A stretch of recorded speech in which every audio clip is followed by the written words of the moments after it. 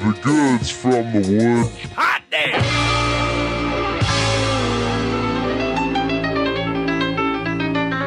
On this topic, I think it is high time that we put somebody in the Goods from the Woods Hall of Fame. Michael Portnoy.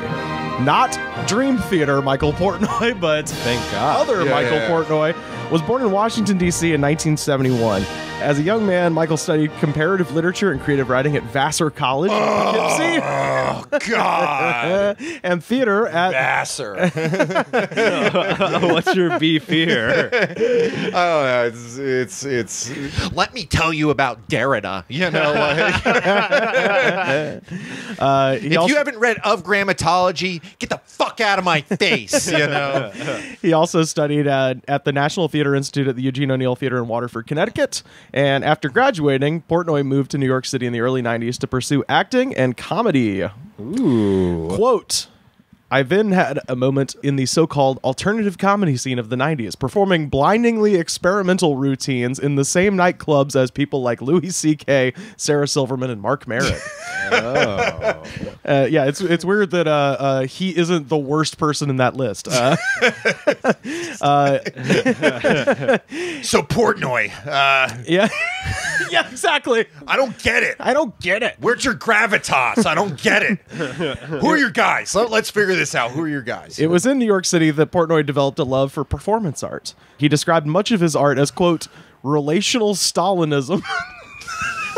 Performance art is always bad. Oh, boy. Can we talk about that for a second? Sam, as I was writing this, I was like, Sam, as a person who's in the world of comedy, particularly in open mic scenarios, just imagining this fucker showing up at an open mic in the 90s, like, is unimaginable, and I know how much you're going to hate this, and I can't wait for you to hear it. He sounds like the guy, like Michael Portnoy could have easily been the guy that, like, put the bat up his butt at the Hooters open mic. Like, he could have taken that course. Oh, you have no idea what's about to happen. Oh, no. Oh, this shit is wild. All right, so relational Stalinism is a form of relational aesthetics that works against, quote, the fashionable promise that an artwork might offer a democratic magic, transforming interrelational codes into something nicer. This breed of absurdist, dictatorial interaction with participants is a clarification of the artist's imperious role as producer and performer. All of that means absolutely nothing. That's the best part. Like, it means nothing. Hey, did you hear how much college his parents paid for him to go to? That means a lot to him. Vassar's expensive, and they're not big on financial aid. The 40th Annual Grammy Awards were held on February 25th, 1998 at Radio City Music Hall. The event was hosted by the sexiest man alive in 1998, Kelsey Grammer. Oh, goodness. Robert did he perform Toss Salad and String? Oh, you know he did. To start and end the show. Yeah. Bob Dylan was nominated for and won 3 Grammys that night, including one for Album of the Year for his amazing 1997 comeback album, Time Out of Mind. Bob was also asked to perform his song Lovesick that night. And the producers of the Grammys decided to populate the stage with a small crowd of extras. And their instructions were to stand behind the singer and, quote, give Bob a good vibe.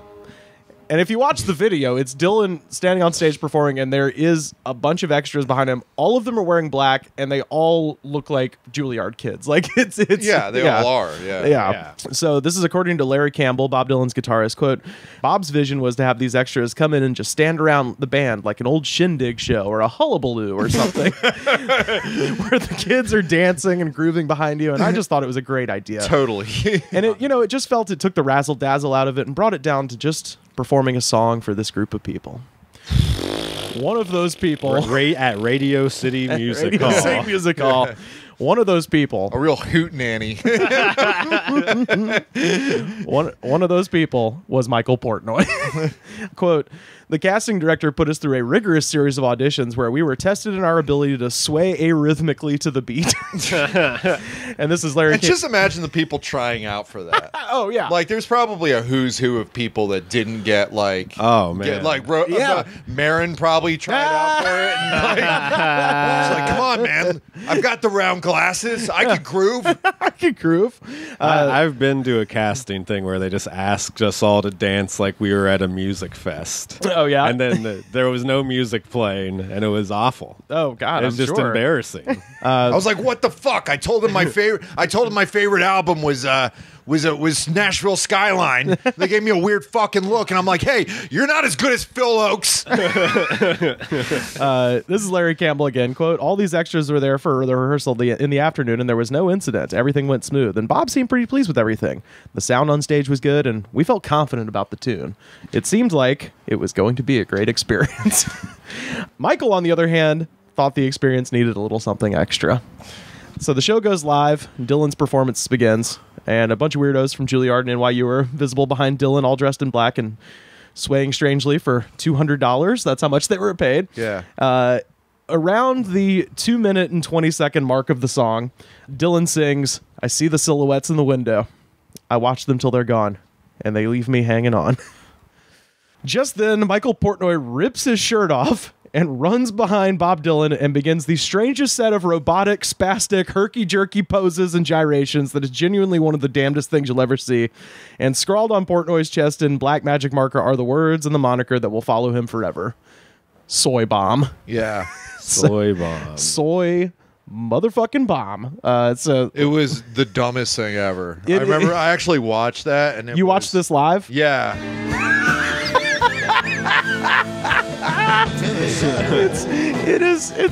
It's just there's something about it. He weirdly looks like he's supposed to be there. Yeah. That's kind of what I'm going to get into in a minute. Is like the reason they let him go on as long as they did is because they thought he was. They thought he was like, they thought he was some weird shit that Dylan added at the last minute because Dylan's so fucking weird and mercurial that this would be right up his alley to add something like this. Hey, you know what I want? I want some guy up there to just go up there and just go crazy. Go crazy because make him like a shitty Iggy Pop because I hate that guy. So I got some. They put out The Ringer actually put out a great oral history of the entire 1998 Grammys because it was also when Shawn Colvin and the ODB situation happened, which I think we actually talked about in the 90s hip hop episode we did with Neil Charles. But I got a couple of quotes from different people in the crowd. So this was Trisha Yearwood. She says, quote, I just remember seeing it and thinking, what is happening? I've met Bob Dylan, but I don't think this is part of his thing. I don't think this is his guy. This is from Shawn Colvin herself. Nobody knew what soy bomb meant. Am I the bomb? Is that what this means? Isaac Hansen. Hell yeah. I love Isaac Hansen. And he just basically stood around and flailed and had soy bomb written on his chest. Paula Cole. I kind of appreciated the soy bomb. Because they have the same dance moves. Have you watched the video for Where Have All the Cowboys Gone? Oh, is it the same? Same dance moves. I thought it was rebellious and fun, and nobody understood what the hell it meant. That was probably more authentic than all those trendy youngsters dancing. And then, of course, Michael Portnoy as himself said, Soy Bomb was intended to be a simple poem, but my arms stole all the attention. Portnoy was able to dance behind Dylan for 36 seconds before the producers realized he was not part of the act and he was dragged off stage. This is why I contend that Andy Kaufman is the worst thing that ever happened to comedy. Because it led to stuff like this. Oh, boy. We haven't even gotten his comedy pieces yet. Oh, my God. Oh, yeah. I agree that Andy Kaufman opened a bad door. Yeah. But he gets a bad rap. He didn't know what he was doing. Yeah, exactly. I was very surprised I got to dance for so long, Portnoy said. No one filming the event had any clue I wasn't part of the act. It turns out, sometime between the rehearsal and curtain, Portnoy scrawled what he called a 2-word poem on his chest, Soy Bomb. So the thing is, every time he gets asked about what it means, he changes the story. Mm-hmm. So I've got a few. When asked by Billboard how he decided on Soy Bomb as his message of choice, Portnoy claims that the words appeared unexpectedly on his chest as the result of a blood transfusion with a horseshoe crab. So that was the first explanation. All right. Is that he... I knew y'all would hate this. As I was typing, I was like, oh, God, this is... Well, the way I knew the Vassar would set off Pat, and then I knew that No, the actually, I have comedy a couple aspect- of really good friends of mine that went to Vassar, but it's like one of those ones where it's just like the go-to for. when you're reading the quotes of people's reactions, Yeah. that's the same reactions comics have when somebody tries to do a performative bit that doesn't land at all. They're just like, Yeah. yeah, he was up there, he's like flailing his arms, kind of. That nobody's like really sure what the point was or what was actually happening. It's just one of those fucking things. Yeah. He told Entertainment Weekly, soy represents dense nutritional life. Bomb is obviously an explosive, destructive force. So soy bomb is what I think art should be. Dense, transformational, explosive life. And he, quote, meant soy bomb as a spontaneous explosion of the self to reinvigorate the current music scene. Quote, Bob Dylan is the past and I am the future of music, Portnoy told the New York Daily News.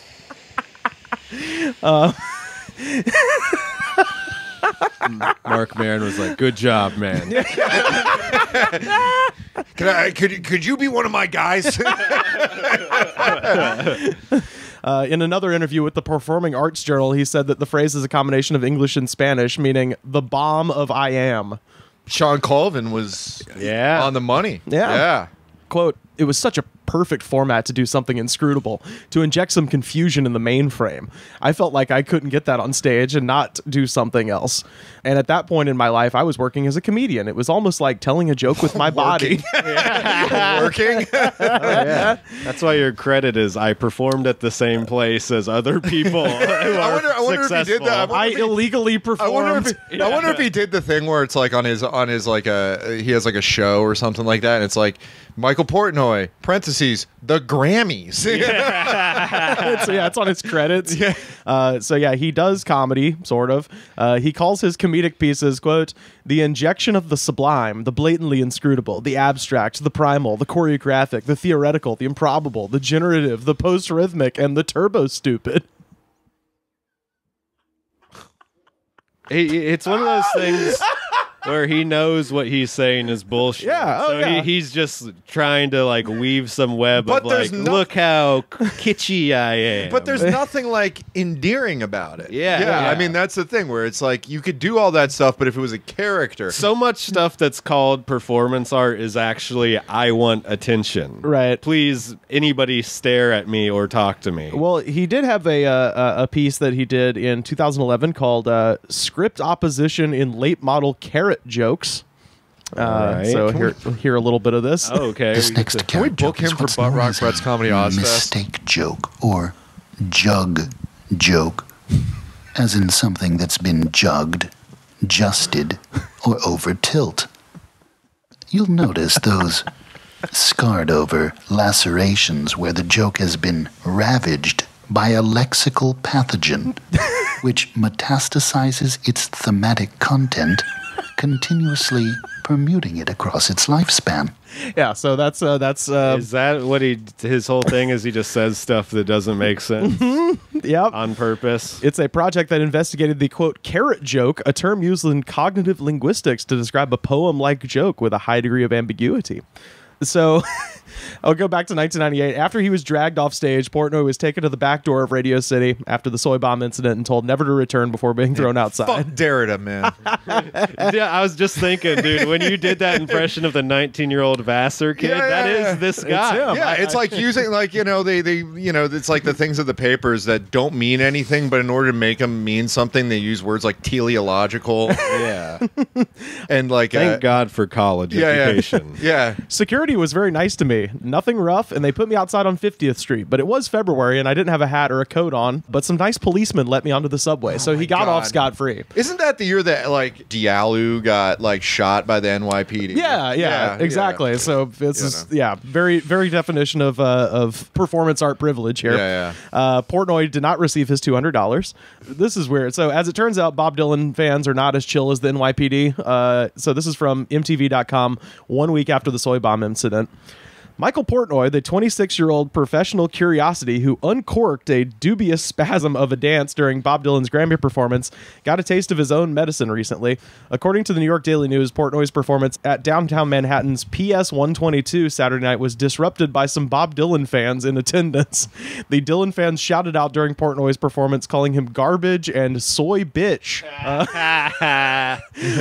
Portnoy. That's not even funny, but fuck this guy. Yeah, I know. That's See, the thing was that like the only like if he did that, but instead of soy put sex bomb on there, Yeah. that'd be awesome because people are like, well, this guy kind of sucks, but like Tom Jones rules. That song kicks ass. Yeah, it is a good song. Portnoy apparently didn't take to the disruption as well as Bob Dylan. Portnoy reportedly chased one of the hecklers with what he later told reporters was a fake knife. Yeah, that sounds not good, and also like maybe a lie. Yeah. Oh, it was a fake knife. And this is annoying too. In a 2018 interview with The Current, Portnoy revealed for the first time that he had a plan B for that night. Quote, "The original plan was to construct a hidden metal suit under my clothes. And if you pulled a lever, long 4-foot spikes would have popped out in every direction, making it physically impossible for them to remove me from the stage without some kind of magnetic crane. Imagine, I'd still be on that stage today with my shirt off doing that dance." This is making Pat so angry. Yeah, watching him react to this is the real entertainment of this episode. I'm sorry the listeners won't get to take part in it. But he's legitimately I've never seen Pat look like this. We call this patatonic. It happens from time to time. He just took off his glasses. This is some of his recent work from his Wandbiss piece. It's called what piece? Wandbiss. Wandbiss. Oh, just another word he made up. Yeah, That's his thing. He says words that aren't real. Onlookers Doesn't are make sense. Onlookers are encouraged to crawl into a tiny space and try to eat morsels of food that randomly pop out of the holes in the wall. Okay. Is that a joke? That's one of his pieces. I guess that gets me sweet. it gets you thinking, huh? It really does. That's a thinker. In the Do-Die-On I mean, levers. it's funny because I'm hideous at stand-up comedy. I'm like pretty bad, but this is like, woof. In the Do-Die-On levers, a very large instrument was fabricated with a microphone at the top, and Portnoy sings into the microphone about 3 objects he placed inside. Okay. Recently, one of the projects I enjoyed most was the Taipei Women's Experimental Comedy Club of 2010, which I built as a venue for only the most bewildering assaults upon stand-up comedy. Sounds like one of those things you'd have to be there for. Oh, then this is possibly illegal. The thing you just read sound possibly illegal. Yeah. The women's comedy club where he's assaulting people? No, he's assaulting stand-up, the idea of stand-up. His latest work, Progressive Touch, Total Body Language Reprogramming, in 2017, was performed in Berlin for 20 viewers, 1 spectator at a time. Was it like a bringer? Well, no, it's a taker. The performance required that each subject be a white male. The subject would then be escorted to an undisclosed location. Once there, the subject would be stripped down naked. Portnoy and a collaborator, Lily McMannermary, would then sing directly into the participant's pubic bone for 45 minutes. This guy is just like I was theorizing before, this guy is a sex pervert. And that's possibly why he took his shirt off in the Bob Dylan thing. Like, he could have just had a shirt that said Soy Bomb, right? Right. So they sing into the pubic bone for 45 minutes in order to reprogram, quote, the corrupted source code of the white male. More importantly, there is little to no documentation of the performances, and participants had to sign a non-disclosure agreement, leaving the piece shrouded in mystery. So we don't even know if they finished those guys off. Oh, That's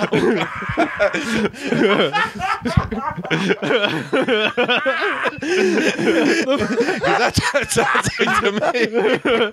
You can't tell anybody about this, especially not my wife. This is Michael's quote about progressive touch. Quote, "The vocals are coupled with a vocabulary of gestures and moves." Oh my god! Oh my god! I told you. And the choreography, call it that, sure. The choreography further perfected and tested on subjects with performer Lily McNamee. So yeah, Lily and I basically shouted at a bunch of German guys for 8 hours a day. You can call it Krautcock if you like. No, I would not like. See, he went too long. When asked by Billboard if he would ever crash a national television event again for an art piece, Portnoy annoyingly said, quote, "If the delivery of all the nation's programming were confined to just one jumbotron in the heart of the country, I might consider occupying a few square feet in the lower right corner, kind of a living punctuation." Ugh.